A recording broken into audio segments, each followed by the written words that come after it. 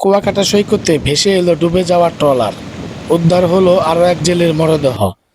পটুয়াখালীর কুয়াকাটা সংলগ্ন বঙ্গোপসাগরে ডুবে যাওয়া এফবি সাগরকন্যা নামের মাছ ধরার ট্রলারটি প্রায় 12 দিন পর কুয়াকাটা সৈকতে ভেসে এসেছে।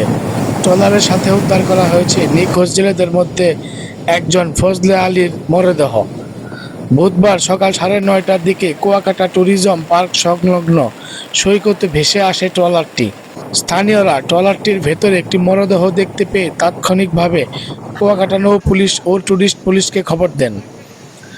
উদ্ধারকৃত মরদেহের পরিচয় শনাক্ত করেন নিহতের বড় ভাই ইদ্দিস হাওলাদার। নিহত ফজলে আলী পটুয়াখালীর কলাপাড়া উপজেলার মিঠাগঞ্জ ইউনিয়নের বাসিন্দা ছিলেন। এর আগে একই ট্রলারডুবি ঘটনায় নিখোঁজ থাকা আরেক জেলের মরদেহ উদ্ধার করা হয়েছিল। উল্লেখ্য, গত 26 জুলাই গভীর সমুদ্রে মাছ ধরার সময় 15 জেলে সহ ট্রলারটি দুর্ঘটনার কবলে পড়ে। এ সময় 9 জন জেলেকে জীবিত উদ্ধার করা হলেও নিখোঁজ ছিলেন 6 জন। এখন পর্যন্ত 2 জনের মরদেহ উদ্ধার করা হলেও এখনও নিখোঁজ রয়েছেন 4 জন। এই ঘটনায় এলাকা জুড়ে আবারও শোকের ছায়া নেমে এসেছে।